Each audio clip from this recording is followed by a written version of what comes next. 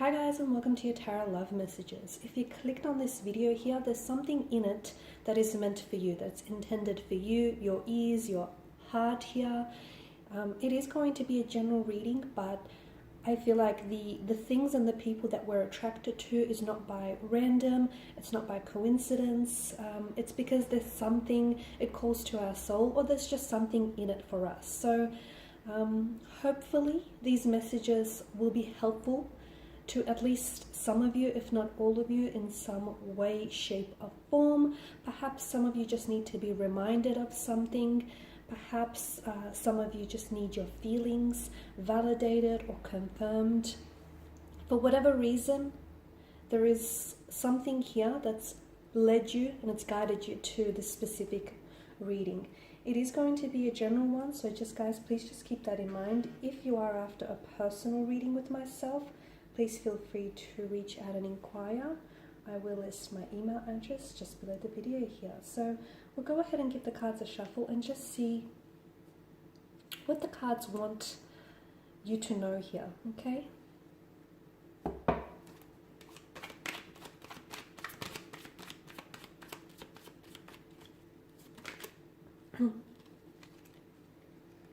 Okay, so there's a strong indication of pain, abandonment, rejection, walking away. Wow, okay, that's too many cards. The Chariot's kind of come out in reverse, hasn't it?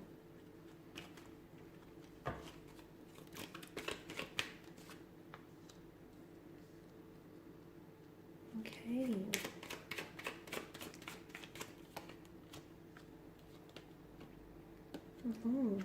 Number 4 here has come out twice. Oh, sorry about that background noise. Okay. Now, there's a strong energy of someone having pulled away or walked away, someone having disconnected, whether it's a physical disconnection or an emotional disconnection. I can definitely see there's something here, whether time or space, that sort of wedged a distance between you and a romantic energy here. Now, I'm not sure if you're the one who's pulling away or you're the one who's trying your hardest to pull away, or if this is your romantic energy who is slowly pulling away, okay? Whether they've pulled away physically, whether they're at a geographical distance from you, or whether you can feel them pull away from you emotionally, okay? They're not the same person that you fell in love with. They're not the same person that you began the relationship or the connection out with. So you can definitely sense like someone here is distancing themselves away from you. There's definitely a pain or a hurt here that I feel like is very present in someone's energy. But I'm going to say it's both your energies, okay? So whoever this person is that's walking away, to me it feels like they're trying to convince themselves that walking away from you or walking away from this connection is the logical thing to do, okay? Now, guys, you'll have to take it as it resonates with you. If you're the one that's doing the walking away, the distancing yourself, then try and interpret it, as that. If this is your romantic energy, then take it as that. So you're going to have to put your own spin on it, I guess. But I do see that there is, as I've mentioned, there's this emotional tug of war that's going on with a certain energy, okay? And the logical side, their head says it makes sense to walk away, okay? Walking away may be hard, but staying is going to be so much harder. But their heart says they're still in it, even though they may have made the decision, even if they've just ghosted you or really ended things abruptly. Guys, even if it was just the early stages of a connection, or if you've been in a long-term relationship or long-term connection with this person, regardless, I definitely feel like there's a sense of rejection, there's a sense of walking away, there's a sense of moving away here, disconnecting themselves. But I feel like their decision isn't in alignment with what it is that they want. It's almost like they're trying to fight themselves and they're trying to fight their feelings here. Your person here is hurt. The Nine of Swords here is a very destructive kind of energy. It is a weapon at the end of the day, okay? And it's true, psychology says that people who are hurting, those who are hurt themselves, they tend to go around and hurt other people. Not necessarily deliberately or intentionally. A lot of them actually do it on a subconscious level, not even being aware of it. But oftentimes they tend to think of themselves as victims, okay? And Therefore, they tend to mistreat or hurt others, especially those that are closest to them. Okay, those that they have formed close bonds and close connections with, those that they feel most safest and secure, most secure with here. It comes from a place. It is fueled from a place of brokenness, of hurt, of pain here. So their reactions stem from past experiences. And it's almost like the hurt that they're feeling, the hurt that's inside, they feel like they have to project it onto other people. And unfortunately, those other people happen to be those that are closest to them. Case in point, you, right? There are certain beliefs that I feel like they accept as the truth. That, for instance, hurt, okay, abandonment, rejection, fear, all of that is a necessary part of life. And it doesn't have to be. But these people have grown up. These people have grown up in an environment that may have been really painful, abusive, or unhealthy, or they have been engaged in relationships that were that way inclined.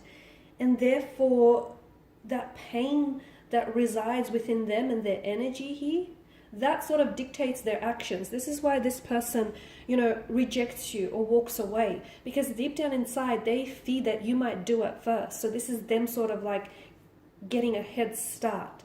So it's like their way of protecting themselves, if that makes sense. It's not about you. So I feel like for a lot of you, it's very important that whatever it is that you're going through, do not personalize this pain, because it's not about you. If you've been rejected, if there's been no communication from this individual, or if you've been in a relationship which you love this person and deep down inside you know that they love you, but their actions don't necessarily support that, okay, and you feel like the two of you have just been stagnated, it's not about you. It's not even about your relationship. I know. It's about them, and it's about what's inside of them is coming out, and essentially they're projecting what's inside of them outwards, and you're the one, you're in firing range, really. So it's important that you don't personalize this pain, because it's not about you, it's about them here, okay? Some of you I know are hurt because it's like you felt like this person would stay longer and they would fight, they wouldn't walk away so easily, or they would stay longer and fight for the relationship here, fight for the connection here. And some of you feel like you've never, because they've ghosted you or ended things really abruptly, you feel as though you've never had an opportunity to ask, why is it that they walked away? So some of you, I can see that you don't have closure here. And not having closure can make it extremely hard, extremely difficult to move on.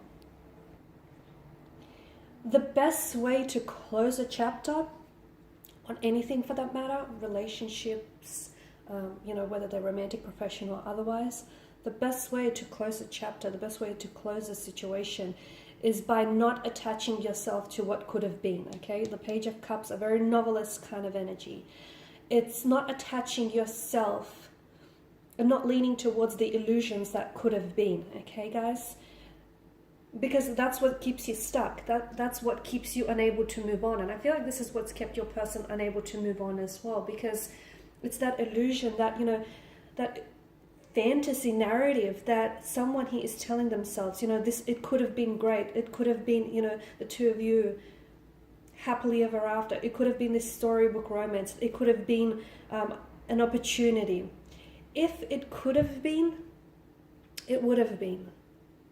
Okay, so for those of you who may probably have, come here to seek some sort of closure, or at least sort of seek some sort of peace about the situation, let me tell you that what's really going to help you is if you detach yourself from the possible narrative, the illusion of what could have been.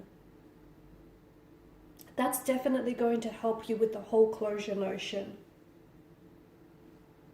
Okay, so your person, the reason why your person hurts you time and time again, or if it is you, in a way, to me, it's recognized as a sense of manipulation, okay? Because this person is hurting, and therefore and some of them are not even aware, okay? And is it worse that they're not aware? Probably, because this person is hurting and they're projecting the hurt onto other people here.